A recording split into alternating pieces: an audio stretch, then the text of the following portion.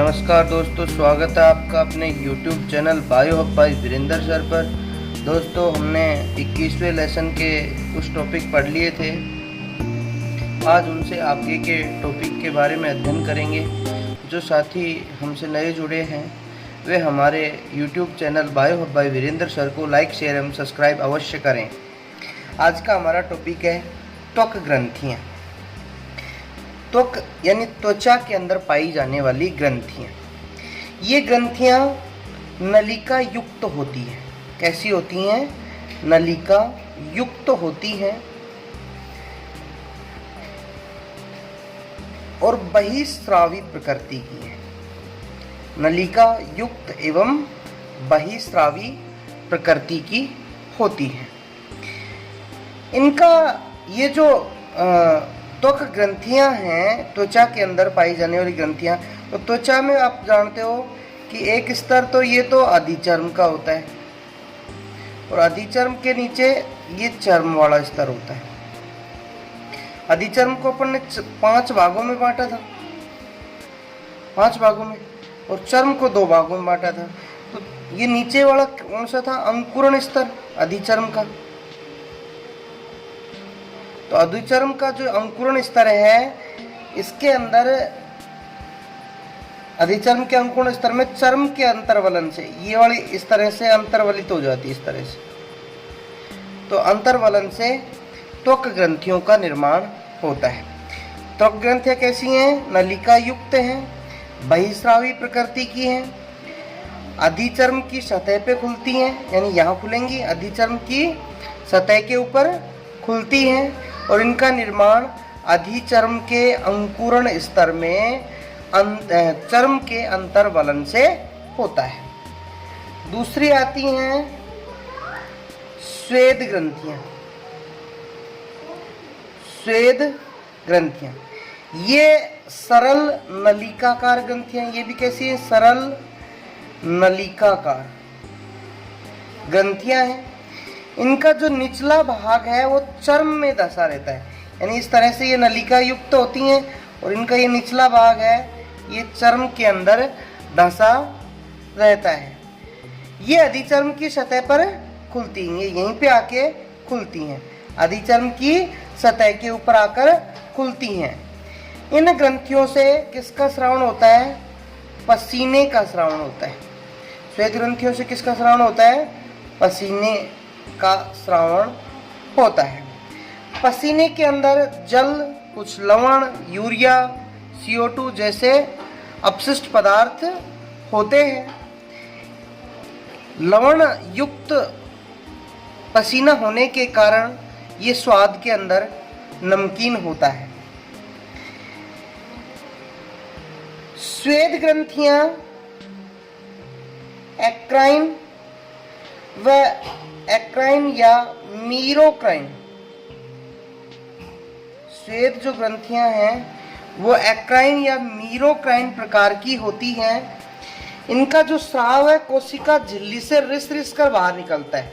इनका जो स्राव है वो कोशिका झिल्ली से रिस कर निकलता है और इनकी संख्या मनुष्य में, श्वेत ग्रंथियों की संख्या मनुष्य में लगभग 25 लाख होती है। श्वेत ग्रंथियों की संख्या मनुष्य के अंदर लगभग 25 लाख होती है। मनुष्य में एपोक्राइन श्वेत ग्रंथियां, एपोक्राइन जो श्वेत ग्रंथियां हैं वे आंखों की पलकों में, आंखों की पलकों में, जननांगों के पास, गुदा के आसपास, निप्पल्स के आसपास पाई जाती हैं। हथेली तलुओं और बगलों में श्वेत ग्रंथियां सर्वाधिक होती हैं। हथेली में, तलवे में व बगलों में जो ये श्वेत ग्रंथियां हैं ये सर्वाधिक मात्रा में पाई जाती हैं। श्वेत ग्रंथियां यानी पसीना निकलता है, और पसीना किसका नियंत्रण करता है? ताप का नियंत्रण करता है। पसीना किसका नियंत्रण करता है? ताप का नियंत्रण करता है। तीसरे प्रकार की जो त्वचा के अंदर ग्रंथियां पाई जाती हैं उन्हें तेल या सीबेशियस ग्रंथियां कहते हैं। तेल या सीबेशियस ग्रंथियां कहते हैं। ये ग्रंथि कहाँ पाई जाती हैं? बालों की जड़ों व पुटिकाओं के पास, जहाँ पे त्वचा में बाल या रोम उगे रहते हैं वहां पे, यानी बालों की जड़ों व बालों की जो पुटिकाएं हैं उनके आसपास पाई जाती हैं। और ये जो ग्रंथियां हैं ये पुटिका के अंदर ही खुलती हैं। तेल ग्रंथियां होलोक्राइन प्रकार की होती हैं। ये तेल ग्रंथियां कैसी हैं? होलोक्राइन प्रकार की। तेल ग्रंथियां कैसी होती हैं? होलोक्राइन प्रकार की होती हैं। इनका जो स्राव है, इनमें स्राव भर जाने पर यह ग्रंथि टूटकर स्रावित पदार्थ के साथ बाहर चली जाती है। इन ग्रंथियों से दूध के समान, तेल ग्रंथियों से दूध के समान गाढ़ा तेल जैसा जिसको अपन सीबम भी बोलते हैं, स्रावित होता है। गाढ़ा दूध जैसा जो तेलीय पदार्थ है स्रावित होता है, जिसको हम सीबम भी कहते हैं, जो रोम कांड को चिकना रखता है। किसको? रोम कांड को चिकना कौन बनाता है? ये तेल ग्रंथियों से स्रावित सीबम। तेल ग्रंथि शरीर के लगभग सभी भागों में पाई जाती हैं, लेकिन हथेली और तलवे में नहीं होती। हथेली तलवे में ये ग्रंथियां नहीं पाई जाती, एब्सेंट होती हैं। हथेली तलवे में तेल ग्रंथियां नहीं पाई जाती।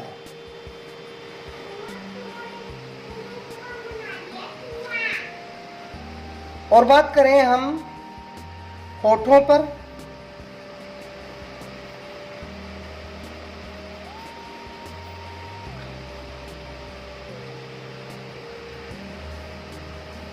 मुंड पर और स्तनाग्रों पर रोम अनुपस्थित होने पर भी तेल ग्रंथियां पाई जाती हैं। जो तेल या सीबेशियस ग्रंथियां हैं ये सूर्य के प्रकाश की उपस्थिति में विटामिन डी का संश्लेषण करती हैं। विटामिन डी का संश्लेषण तेल ग्रंथियों द्वारा सूर्य के प्रकाश की उपस्थिति में किया जाता है। अगली त्वक ग्रंथियों के अंदर यानी त्वचा की जो ग्रंथियां हैं उनमें आता है स्तन ग्रंथियां।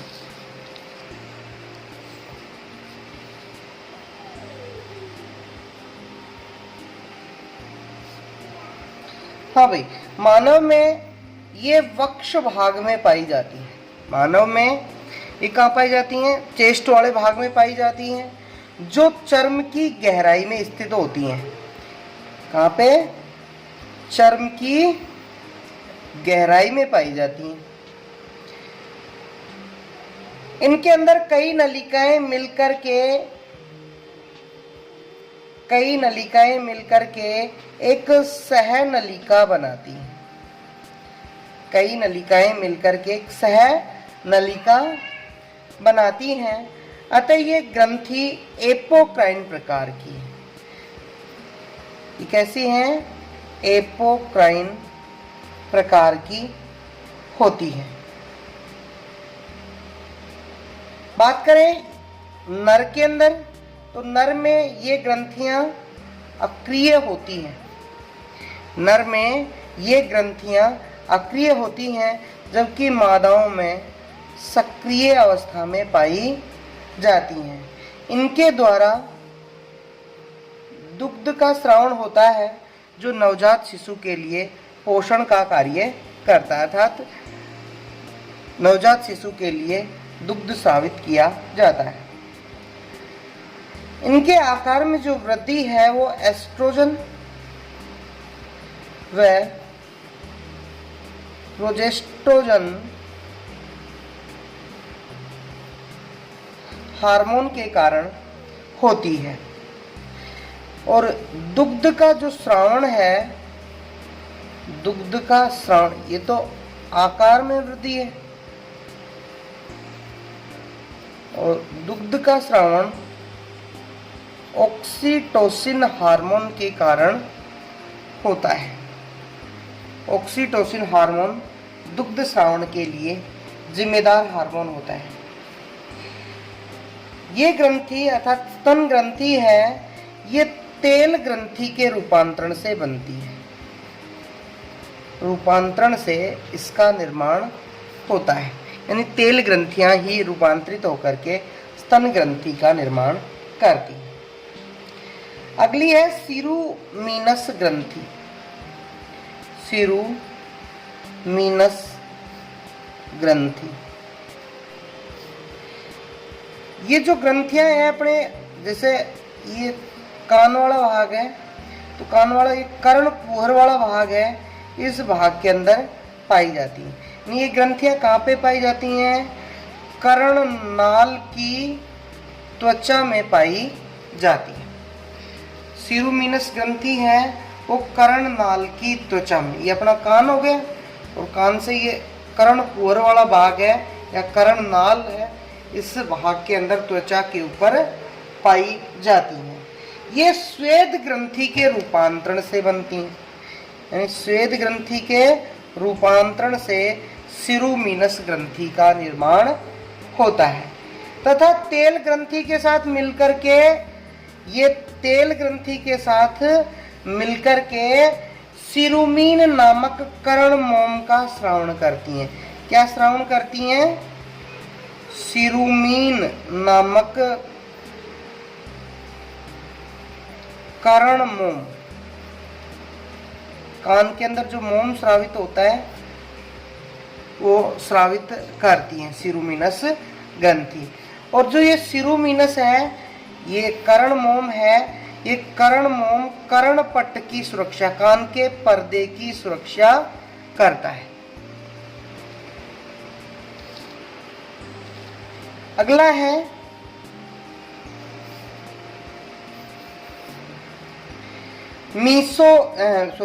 मीबोमियम ग्रंथि। मीबोमियम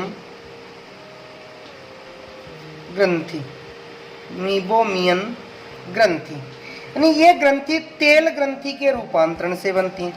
किसके रूपांतरण से? तेल ग्रंथि के रूपांतरण से बनती हैं। और कहाँ पे पाई जाती हैं? पलकों की बरौनियों के नीचे। जैसे ये हमारी आंख वाला भाग है और ये पलकें हैं, पलकों की जो बरौनियां होती हैं इनके नीचे पाई जाती हैं। इस भाग में पलकों की बरौनियों के नीचे पाई जाती है। इनका जो तेलीय स्राव है वो कॉर्निया को चिकना रखता है। कॉर्निया भाग जो हमारा नेत्र है, इसके आगे जो ब्लैक सा घेरा टाइप में होता है, उस भाग को ये चिकना बनाए रखता है। अगला है जेस ग्रंथियां। जेस ग्रंथियां,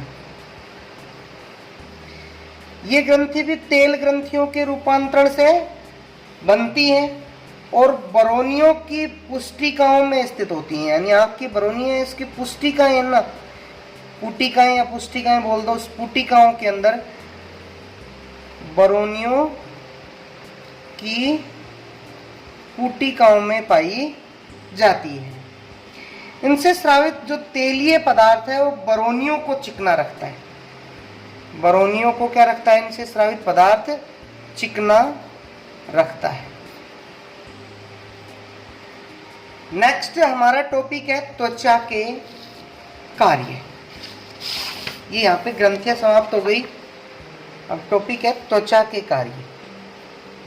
अब त्वचा काम क्या क्या करती है, यानी पहला कार्य तो क्या है, ये शरीर का सुरक्षात्मक घेरा है। शरीर के चारों ओर से घेरे हुए, तो शरीर का क्या हो गया, शरीर का सुरक्षात्मक घेरा हो गया।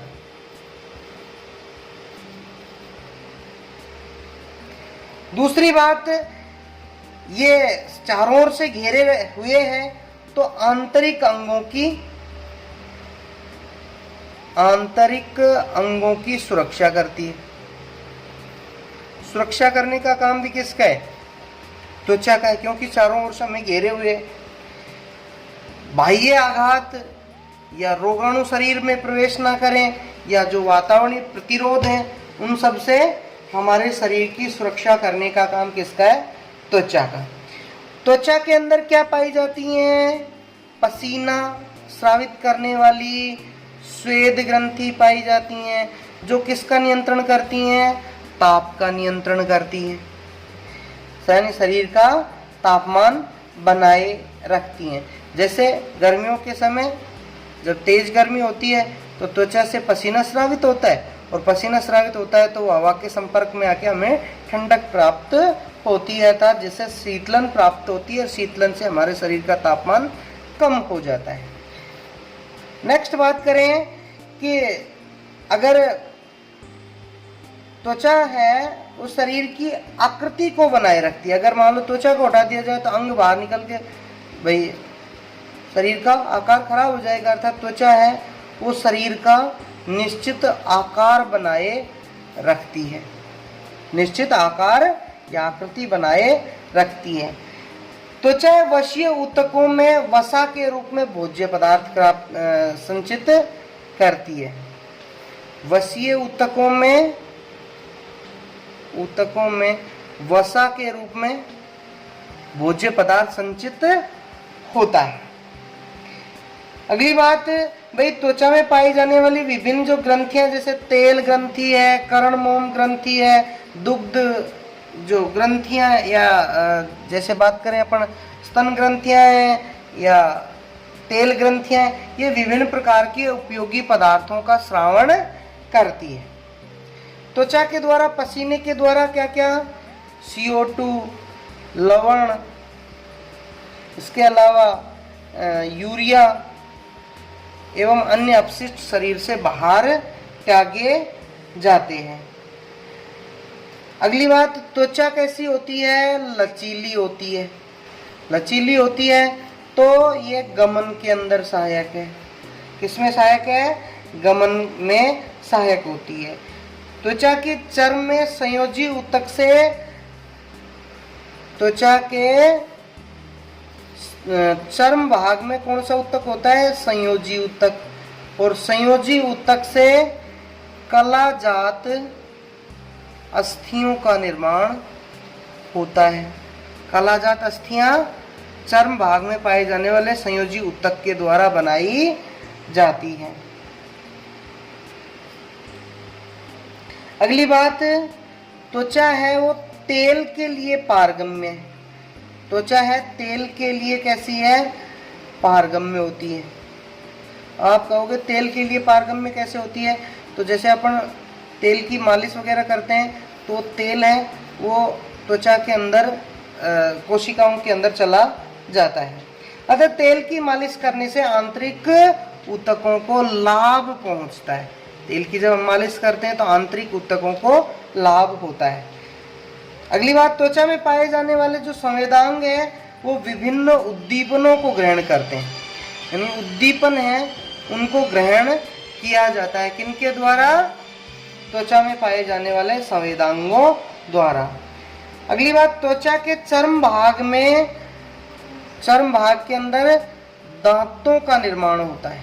दांतों का निर्माण त्वचा के चर्म भाग द्वारा किया जाता है, अर्थात दांत हैं वो चर्म भाग द्वारा बनाए जाते हैं। अगली बात, त्वचा के अंदर स्थित जो बालों का रंग है, विन्यास है, मूलाधार ग्रंथियां हैं, इनसे स्रावित गंध है, त्वचा के विभिन्न भागों के अंदर जो मूलाधार ग्रंथियां हैं उनसे स्रावित जो गंध है वो लैंगिक आकर्षण में सहायक होती है। अगली बात, जो त्वचा अगर चोट लग जाए तो त्वचा की अधिचर्म में किसकी क्षमता पाई जाती है? पुनरुद्ध भवन की क्षमता पाई जाती है। अर्थात पुनरुद्ध भवन किसे कहते हैं? कटे या खोए हुए अंग का पुनः प्राप्त करना। जैसे त्वचा का कोई भाग कट जाता है तो दोबारा से घाव है वो भर जाता है। यानी त्वचा के अंदर अधिचर्म का जो भाग है उसमें पुनरुद्ध भवन की क्षमता पाई जाती है। अगली बात कि भाई त्वचा शरीर के अनेक महत्वपूर्ण कार्य करने के कारण इसे शरीर का हरफनमोला अंग कहा जाता है। क्या कहा जाता है? हरफनमोला अंग कहा जाता है। ये कई बार बोर्ड में पूछा गया है कि त्वचा को शरीर का हरफनमोला अंग क्यों कहते हैं? क्योंकि त्वचा है वो शरीर के विभिन्न कार्य करती है। जैसे अपन ने देखा सुरक्षा का काम करती है, आंतरिक अंगों की सुरक्षा करती है, त्वचा में पाई जाने वाली पसीना ग्रंथियां हैं वो शरीर के तापमान का नियंत्रण करती है, त्वचा है वो शरीर का आकार बनाए रखती है, इससे स्रावित पसीने द्वारा CO2, लवण, यूरिया जैसे अपशिष्ट पदार्थ बाहर निकलते हैं। त्वचा के वशीय ऊतकों में वसा के रूप में भोज्य पदार्थ संचित होता है। त्वचा लचीली होने के कारण गमन में सहायक होती है। त्वचा के चर्म भाग में उपस्थित संयोजी ऊतक द्वारा कलाजात अस्थियों का निर्माण होता है। त्वचा तेल के लिए पारगम्य होती है, अर्थात तेल की मालिश करने पर आंतरिक अंगों की सुरक्षा यानी आंतरिक अंगों को लाभ होता है। त्वचा के अंदर विभिन्न जो संवेदांग हैं वो विभिन्न उद्दीपनों को ग्रहण करते हैं। त्वचा के चर्म भाग के द्वारा दांतों का निर्माण किया जाता है। त्वचा के विभिन्न अंगों में जो पाए जाते हैं मूलाधार ग्रंथियां, उनके द्वारा स्रावित जो गंध है वो लैंगिक आकर्षण में सहायक है। त्वचा के अंदर पुनरुद्ध भवन की क्षमता प्राप्त होती है।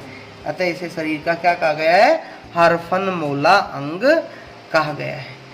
ये जो अपना 21वां पाठ था वो यहीं पे समाप्त होता है। अगले पाठ के लिए हमारा नेक्स्ट वीडियो देखें।